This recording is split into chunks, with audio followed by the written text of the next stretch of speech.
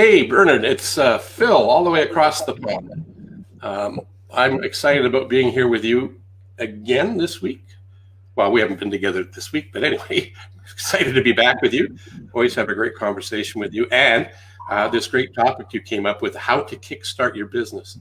So I'm Phil Jokes. I'm based in Calgary, Alberta, Canada, and I'm a business enhancements coach consultant. And my buddy, Bernard? Yeah, thank you, Phil. So I'm Phil's mate from across the sea in England, near Warwick, near Stratford-on-Avon, where Shakespeare came from. So I'm just up the road. Myself and Phil, we've been liaising for quite some years now, and I think we've both got ideas that sort of complement each other's. We've done a few of these events and presentations, and I think you'll like some of the ideas we'll be covering. And the idea really is to give you ideas that can get your cash flow and profit running quickly as the economy's loosening up and we're all hopefully getting back to the new normal. So looking forward to another great presentation with my colleague Phil Jokes. And I'm Bernard Keavy, and I'm also a business growth advisor and a background as a chartered financial planner.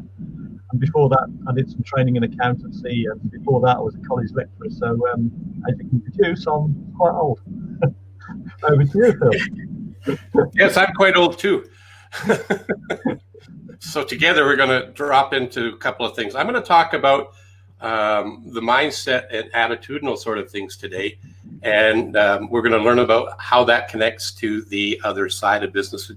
My buddy Bernard's going to talk about in terms of economics and some really great tips. So the same old thinking would get you the same old results.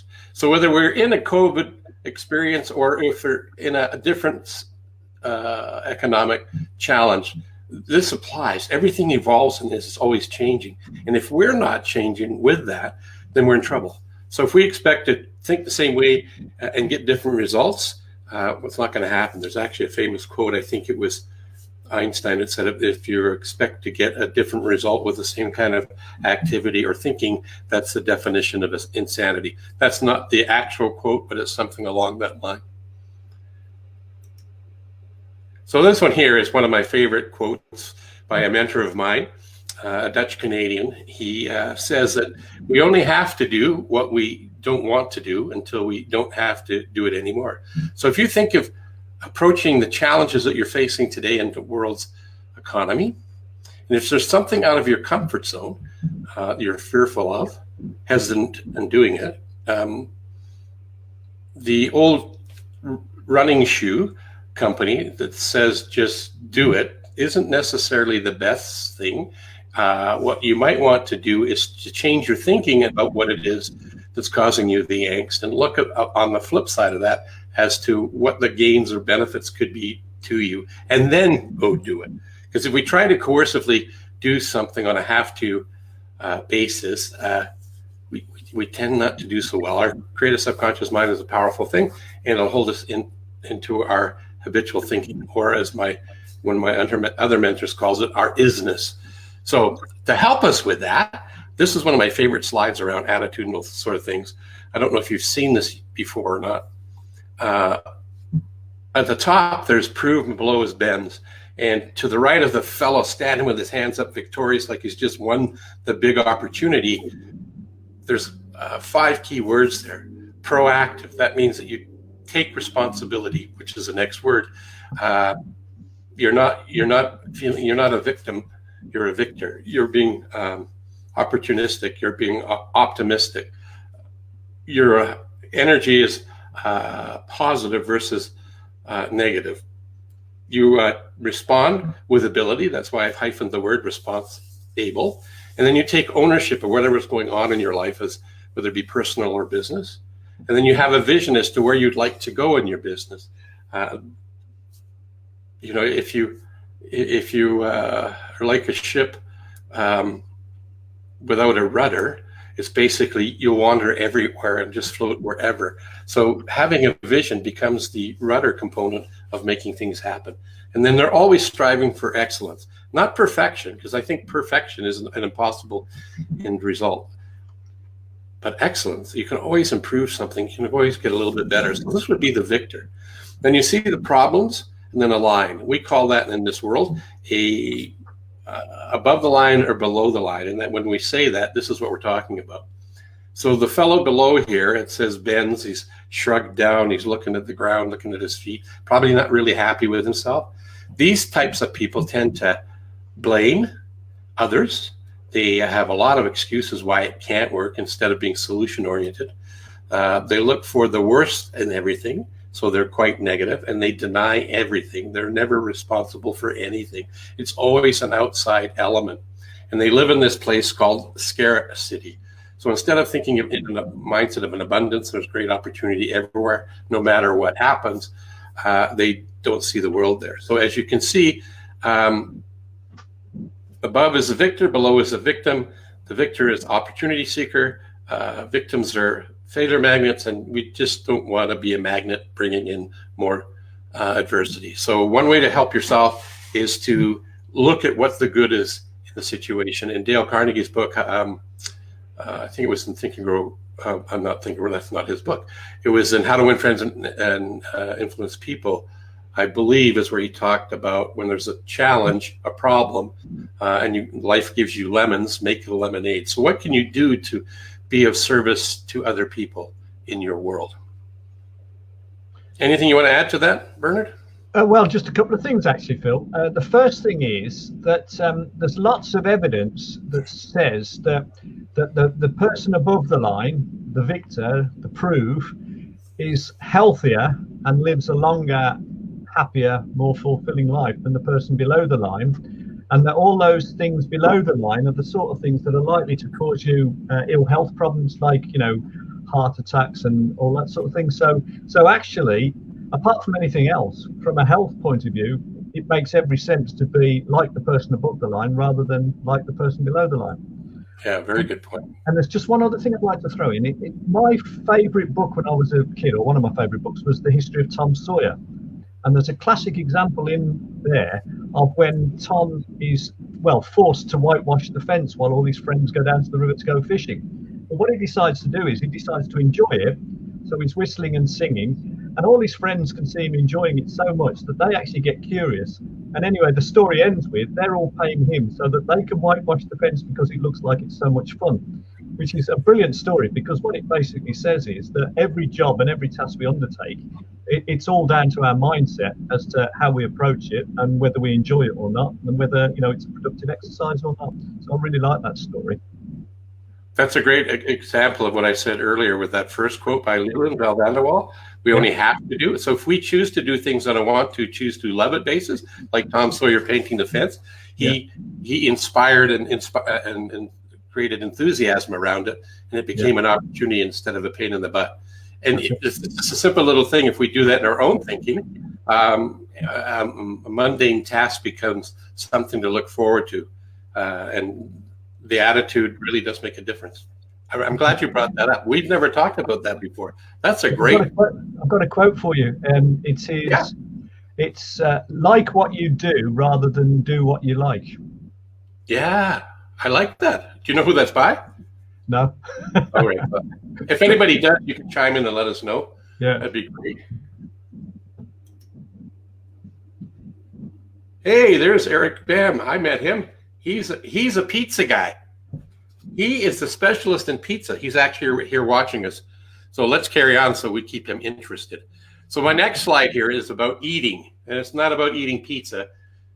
Sorry, Eric. It's about eating, watch this, frogs. So what we're saying here as a metaphor, this actually originally came from Mark Twain in his stories way back when. Okay. Yeah. And he says, if you have to eat 2 frogs, eat the ugliest one first. So what do you think Brian Tracy's suggesting in that, Bernard? Well, I think what he's saying is that if you've got a task that you're not looking forward to, let's put it that way, then if you get that done first in the day, then everything else in the day becomes preferable to what you had to do. So the whole day improves. It's basically a really good technique for avoiding or for overcoming procrastination. Just get the thing that you don't want to do, get it out of the way first, and then everything else is downhill after that. Yeah, absolutely. Do you know the other thing I found that it happens when we do the things that we don't want to do, like eating a frog, or what we have to do, is once we've accomplished it, we get this, I don't know if it's an endorphin, but we get a really good feeling about how we've done something. So it increases my favorite word, efficacy, which really is a big word for saying get more shit done. Yeah. And that's what it does. And then once you've done that, to your point, you're energized to take on whatever's next in the world. So it could be feel better. You just feel better. Yeah, absolutely. So one of the things that we use in the focal point world is this diamond mapping tool.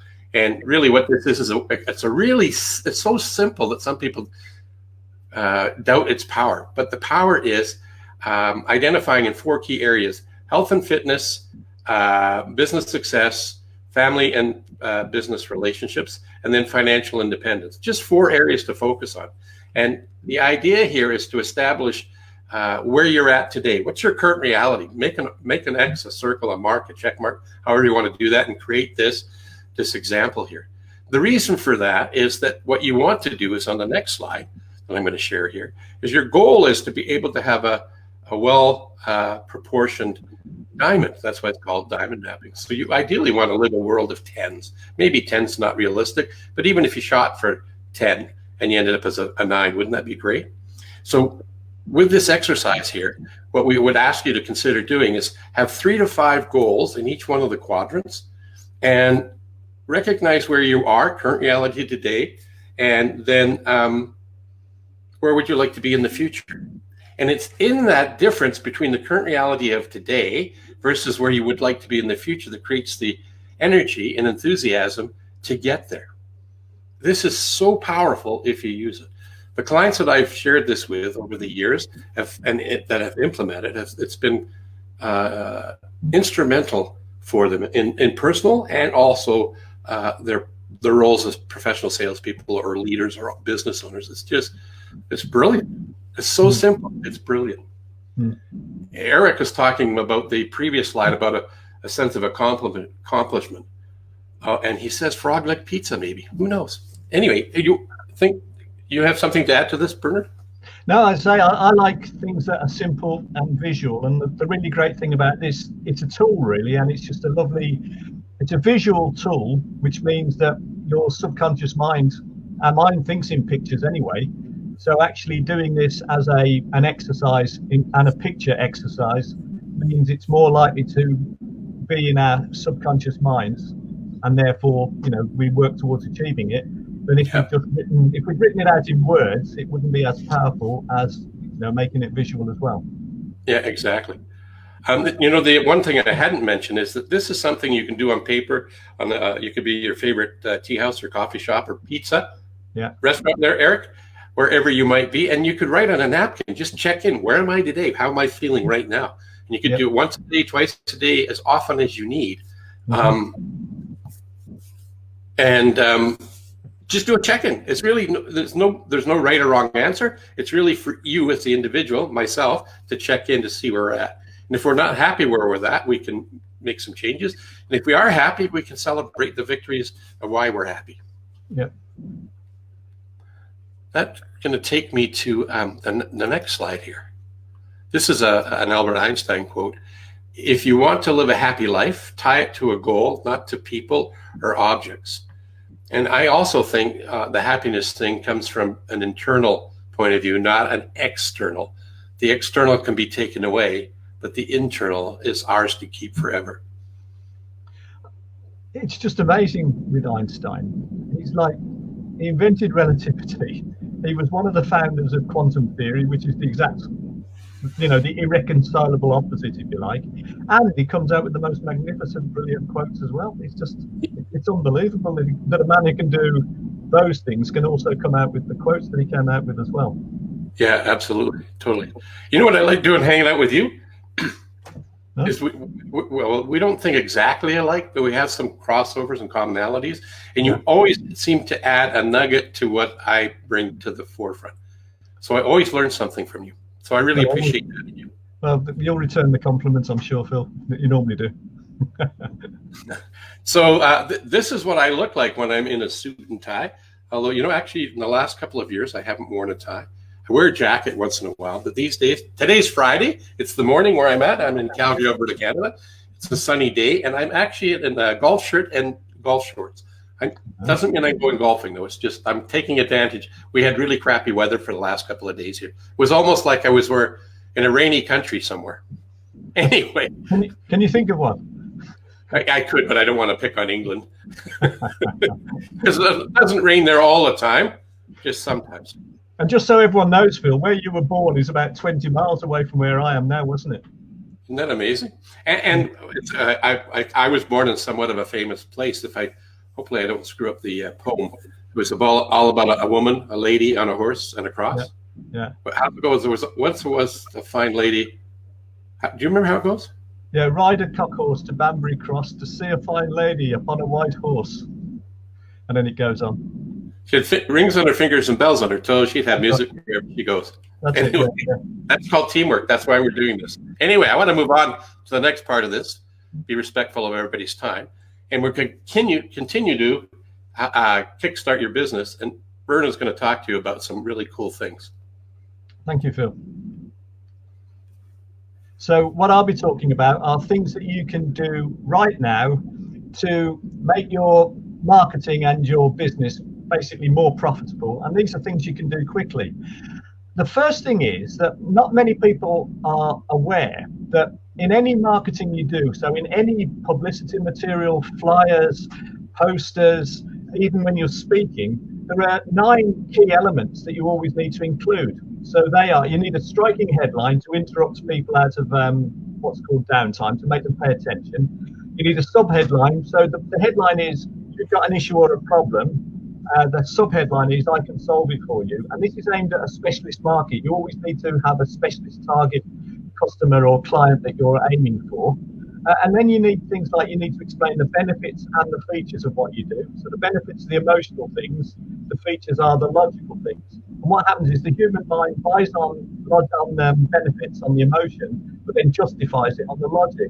So you need both. So the emotional bit makes them buy, and then the logical bit stops them cooling off. You need an irresistible offer, you need a call to action, you need urgency in the call to action, so a deadline or scarcity.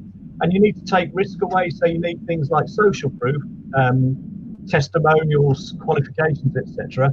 And you also need to take the risk away by having a guarantee, or what's called a risk reversal. So there's 9 key elements there that you need to include in every marketing piece. And this is something that anyone could do. And it's something that I've got a free template for. If anyone's interested, if they let myself or Phil know, I can actually provide you with a free template which shows you all those things and how to incorporate them in any marketing pieces or collateral that you produce. Anything to add there, Phil? Or? No, I think they should actually reach out and get a copy of it. It's a really great tool.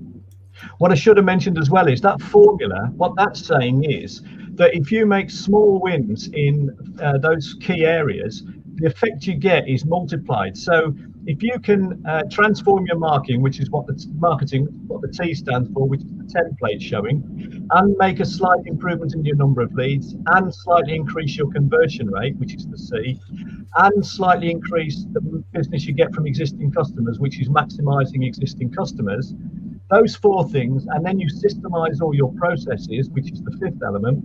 Small improvements, literally, small 1 at a time improvements in those areas, you will literally double your bottom line profit, and you could probably do it in realistically 3, 6, certainly 9 to 12 months, just by concentrating on those key areas, and it works for any business. And that's basically what we talk about, really, isn't it, when we talk to business owners. So what I think I just heard you say is that there actually is a formula for success. Isn't that interesting? Yeah. That is very interesting. Okay, I'm going to go on to the next. Okay, move on, and I'm ready to carry on. So here we have 10 quick wins. Okay, now these will work for any business owner. So the first thing is, if you want to make a quick boost to your profit and cash flow, if you make a 5% reduction in your fixed costs, so that's things like energy costs, wages and salaries, rent, rates, etc. If you look very carefully at your fixed costs, you'll find the scope to reduce them. So let's go for 5%. And similarly, if you look at your variable costs, so that's things like production costs, cost of goods sold, cost of buying in things. But it might be things like commissions and license fees and all sorts of other things that vary with how much you sell.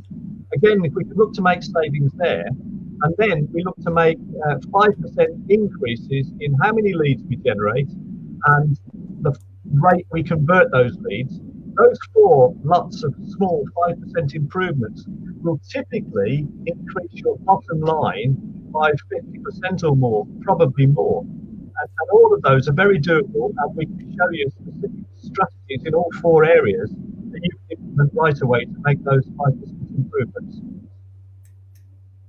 Anything to add, Phil, or should we move on to the next one? No, I think you pretty much covered that. The 5-5-5 rule. 5-5-5-5 rule.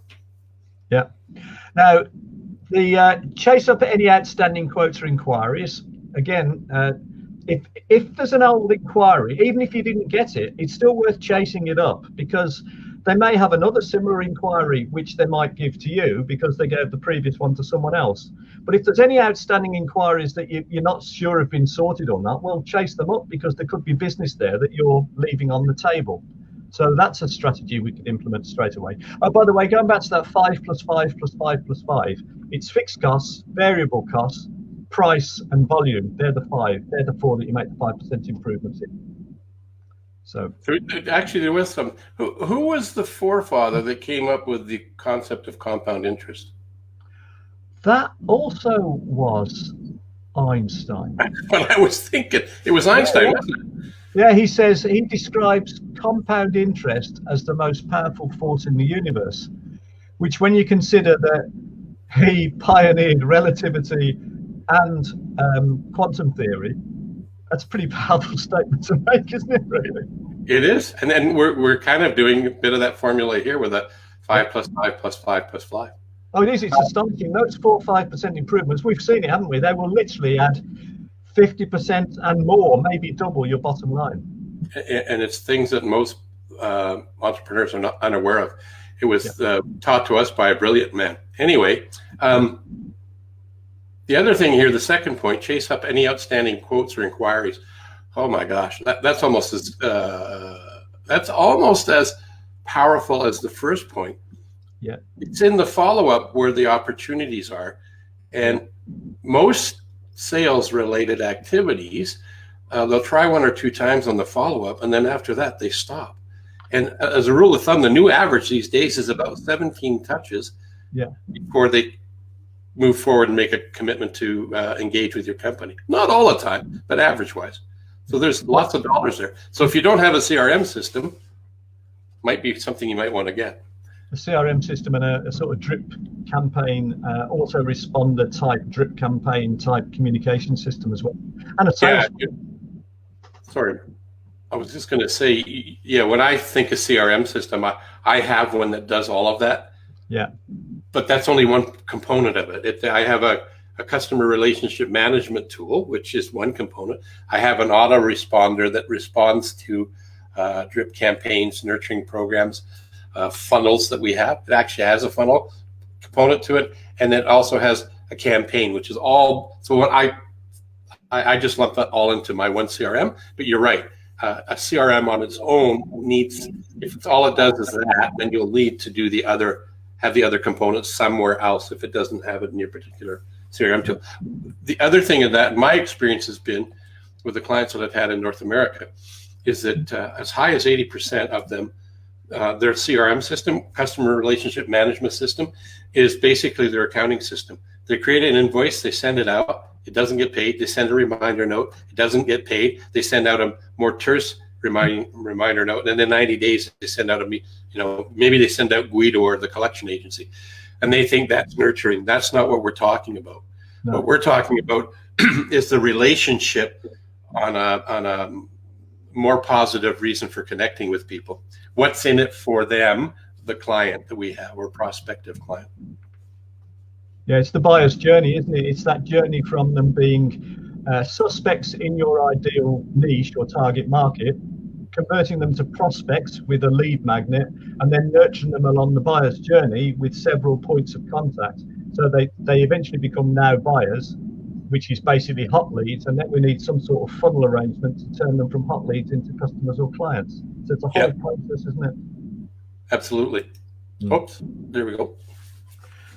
Again, from a cash flow point of view, make sure that our debtors are, well, ideally, we want our debtors to be paying us quickly as we're paying our creditors. And typically for a small business, that's not the case. Typically with a small business, the bigger people who chase us for our debts make us pay quicker than we can make the smaller people we're selling to pay us, which tends to happen. So it tends to happen that we might be paying our creditors in 2 weeks, and our debtors might be taking 4 to 6 weeks to pay us, which means that, there's a big squeeze on cash flow basically, and eventually you get into trouble if you can't keep on top of the people who owe you money and make them pay a bit quicker, really.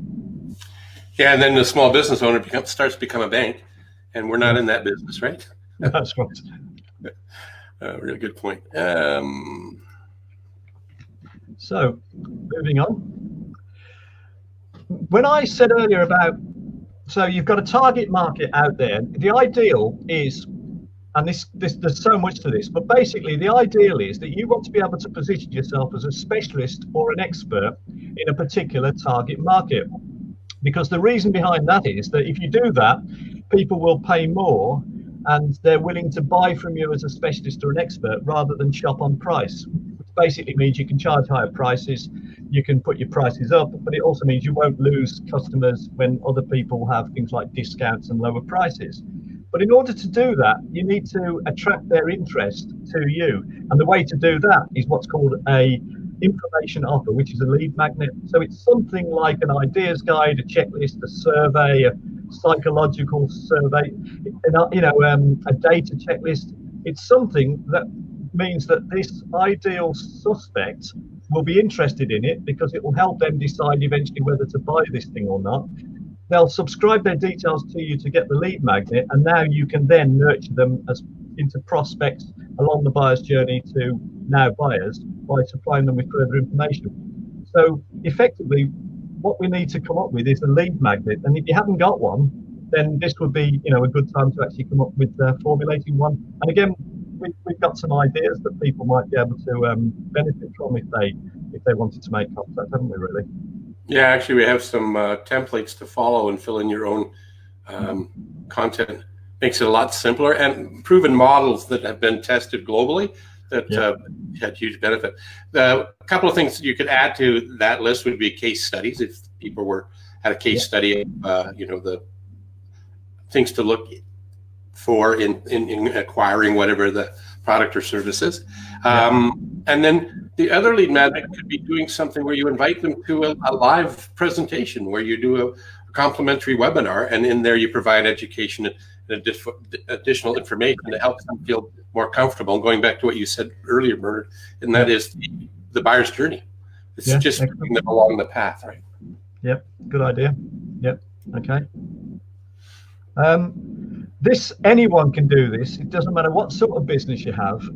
If you've just got a major proposition that you sell, at the point of sale, they're warm, which basically means they're open to being asked to buy something else or being asked to buy a larger quantity. So McDonald's pioneered this with do you want fries with that, which is the cross-sell, or do you want to go large, which is the upsell? Starbucks and people like that, you go in, they'll ask you whether you want the large rather than the standard.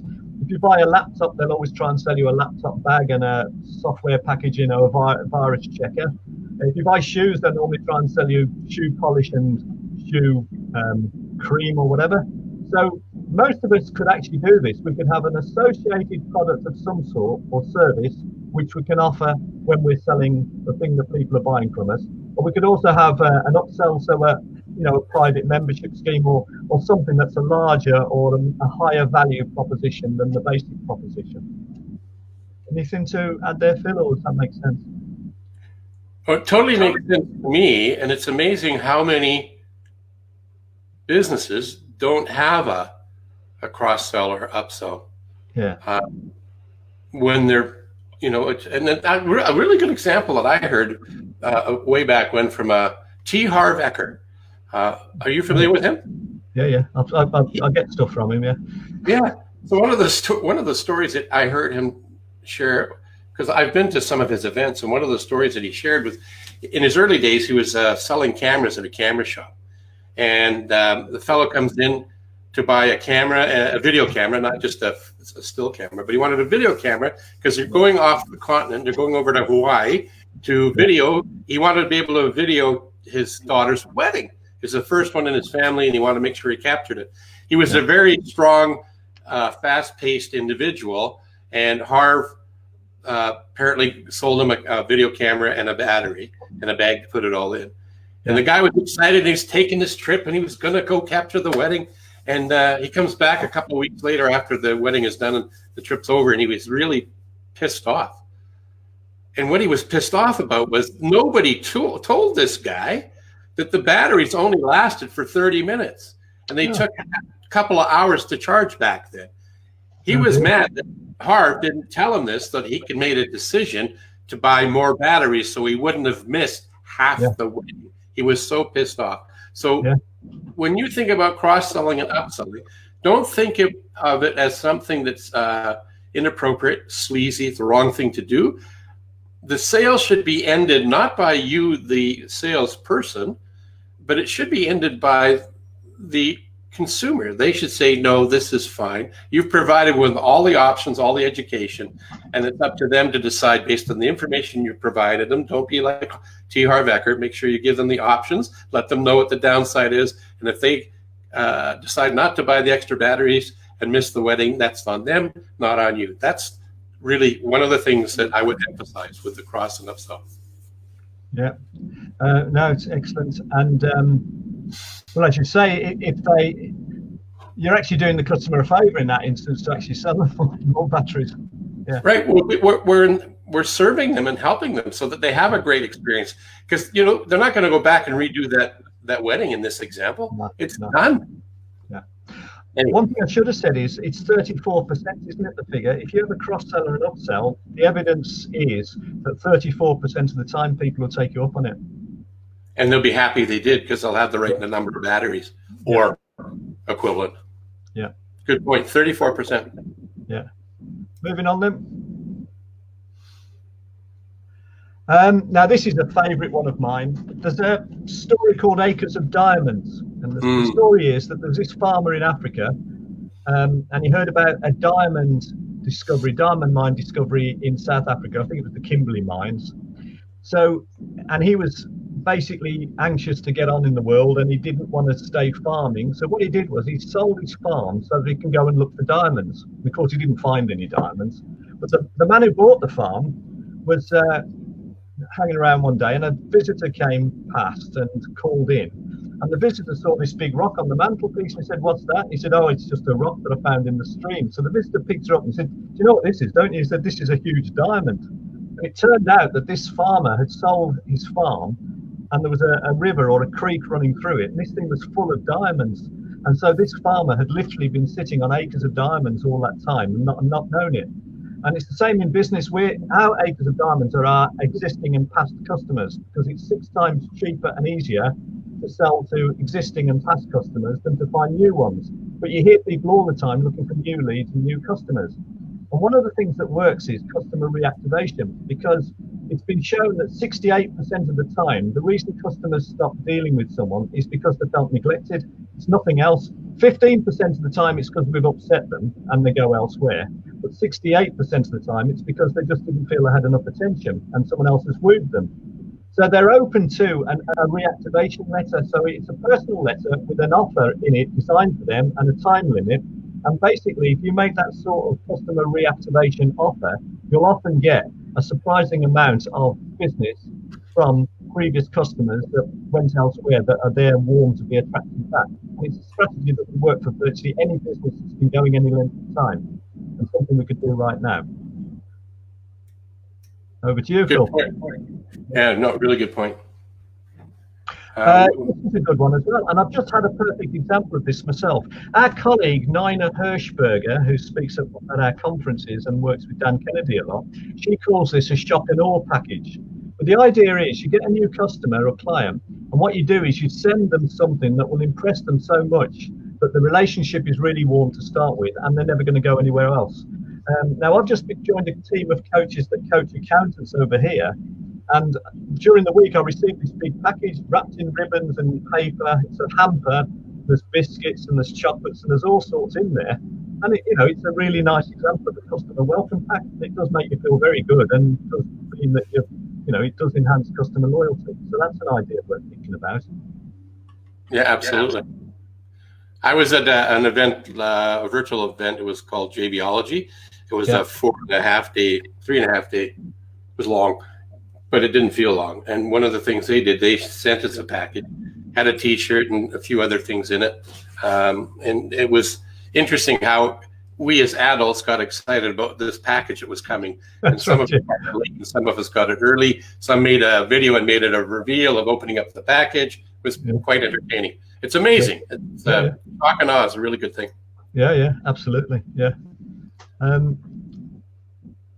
Bundling and packaging, this is a big one. So going back to my idea earlier that if you can position yourself as a specialist and an expert, you're not competing on price. Well, if you're not competing on price, one way to make sure that you don't have to compete on price is to bundle in extra value.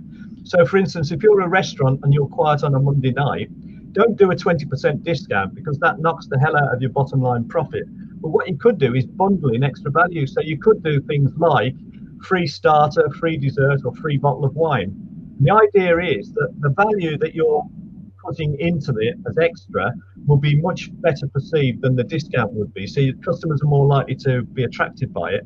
And also it's much more profitable, because a 10 or 20% discount really decimates your bottom line, whereas adding in a free bottle of wine or a starter or a dessert might look like it's better value, but will actually cost you a lot less off your bottom line. So that's powerful for most businesses. And the other idea is packaging. And there's a sound economic idea why this packaging works. The idea is, it's called a demand line in economics. And the theory is that the higher the price you sell, the less you'll sell as a quantity. And as you lower your price, you end up selling more. So what happens is you lower your price to sell more, and it means that there are people buying your product now at the lower price who would have quite happily bought off you in smaller numbers, but at the higher price. So what it means is you've got a lot of customers who are currently buying from you at the market price who would have paid you more had they been able to. And that's where packaging comes in, because if you can segment your customer base, you can have different packages aimed at different elements in your customer base. You can have a gold, silver, bronze, or platinum, gold, silver. And it works for that reason, because some people want, they want a top of the range offering. They don't want your basic offering. And if you've got a top of the range offering, they'll buy it from you. And if you have a middle of the range offering, you'll find, I think, virtually half of people will buy the middle range one. And if you've got three, some will buy the top one. So it makes sense to have three packages, and a downsell as well, actually, for the ones who won't even buy your basic offering. Right. If price was the only issue people bought things, there would never be a Mercedes-Benz bought. True. There would only be Ladas. Yeah. Right. There was something else in bundling and packaging I was going to mention now, but I forgot what it was. So I guess it's vaporized. Next week, next time. Oh, now I remember what it was. Thank you. What it is one of the things that you can do to stop the insanity. That's what both Bernard and I do, is we help entrepreneurs and business owners stop the insanity. And the insanity I'm speaking of, and what Bernard helps you with, is stop competing on price. Yeah. And by bundling and packaging things in a way that gives them more perceived value, it's hard to be shopped and compared, because you're bringing something to the market that's uniquely different. It's your market dominating position, which is another topic for another day. So if you want to learn about that particular one, hang in there. We'll talk about that at another time. Yeah, excellent. Good addition. Okay. Anything else? Referral scheme, another huge area. Have you got a scheme in place to get your existing loyal customers and clients to recommend you to other people? So obviously asking them, which is a lot of people don't even do that. So asking for referrals is important, but you could even formalize it and make it into a scheme where you reward them for referrals that turn into business. So that's worth thinking about, depending on what type of business you run and what type of customers and clients you've got. But as a concept, if you had some sort of way of publicising to your customers and clients that you will reward them for referrals, you'll find that that will generate a lot of extra business for you as well. Yes, missed opportunities by not leveraging a referral strategy or scheme. Yeah. And this is another big area. So the idea here is that I think it was a Scandinavian airline, I can't remember the name, but this guy bought this airline, which wasn't doing very well. And he noticed that the planes were dirty, and the shelf in front of the seats were dirty, and the brochures were dog-eared, and the office was tatty, and the service was poor. And these are all things called moments of truth, because they're all things that were putting off people from dealing with the business. So we all need to be aware of things within our business that may be putting people off dealing with us. Things like inconvenient opening hours, or there's no parking where we are, or we don't accept certain types of payments, or we're not available all the time because we don't have someone answering the phone. All of these are areas that could be actually costing us business. And WAMISH stands for Why Are You Making It So Hard to Do Business with You? So moments of truth, WAMISH. Is there anything within our business that would be putting off people using us? Again, just something to be aware of, I think, really.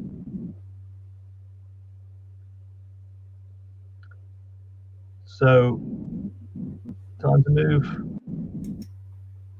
to the next slide. Aha, right. So, what this is about now, and this ties in with what Phil was saying earlier, because the two are related, really. What would be a good idea is to have an action plan, and a good time scale for an action plan is 90 days, because 90 days is long enough to make a significant difference, but short enough to stay animated and motivated. And there's certain rules that you need to follow when you're setting goals or setting action plans, and this comes from Brian Tracy, who is the name behind Focal Point. So he always says that you should be personal, so it should be always I, and it should be positive, and it should be a verb. So I am, or I do, and it should be in the present tense. So I earn a certain amount, or I do this, and you should visualize being there, and you should visualize what it looks like and feels like to be there, and what it feels like. That's the emotion bit. And you should come back from being there and feeling it and seeing it from being there.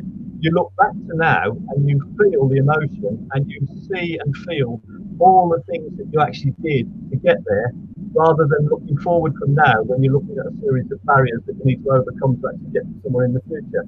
So it's basically back to the future. It's the idea of visualizing it, feeling it backwards from having already achieved it. Have I explained that very well, Phil? Would you like to add a bit to that? No, it's very well. It made me think of the diamond map. If you were to marry the diamond map idea with these points of action and do this for a 90-day period, your life will be different, noticeably, crazily different. And there's another bit to add to this as well, actually, which is, so what is it? We make our habits, and then our habits make us. So habits are formed, and it's 90 days, it's 13 weeks is the period that's regarded as being the period that you set a habit for, isn't it? Yeah, so I'm just going to throw a word of caution up there. Don't lock on to this always magically 90 days. It could happen faster. Going back to the wedding thing, when the bride and the groom say I do, up until that point they're not acting very married. As soon as they say I do, they've made that declaration, then they go off and act like they're married. It's like a surgeon. It's in school. They've been practicing their profession in the school environment. And if you're to ask them to tend to somebody because they haven't been graduated and got their license to practice medicine, they feel they can't do it. But as soon as you step through that threshold and they be given their piece of paper, this is now you're a doctor, go act like it, they will do it. The skill set was always there. They just didn't have, I mean, legally they shouldn't do that, but the psychology behind it is until we shift our thinking, it's not going to happen. So don't get locked on at 90 days. It's just in the 90 days, if you do what Bernard's suggesting here, marry it to the diamond map, you'll get more stuff done than pretty much any other way in most people's cases. Yeah, fair point. Actually, I've just got another example of that. You do? When you become a parent for the first time, they tell you all these things in the classes about what it's going to be like. But when you actually bring that baby home and you suddenly think, now what to do, then it's totally different. Then suddenly you are a parent, and before you do that, you're not. Anyway, right. Yeah, good example. Good example. So this is my buddy Bernard Keavy. His information is right there on the screen. His website and email, and he and I would welcome the opportunity to answer any questions you have. If we don't know the answer, we can help you find the answer. But between the two of us, we do have quite a bit of knowledge and access to content related to business acumen. Yeah. If we don't know the answer, we can make it up, can't we? Yes, but we don't lie. No, we don't. Anyway, I'm Phil. This is Bernard. And if you were here watching us live, awesome. And if you catch us on the replay, I think if you do a hashtag, we might even know that it happened, or maybe it's an ampersand or an @ sign. I'm don't even know. Yeah. But we'll be back again soon with another topic. We will, and thank you very much, Phil, because I love doing these joint presentations because I learn a lot from what you cover and from your comments on what I cover. So it does work. It's very good for everybody. It's actually another principle that you're just talking about. I don't want to go too long on this. It's the mastermind principle. When the two of us get together, two minds get together, a third shows up. So I appreciate that. Yeah. Excellent.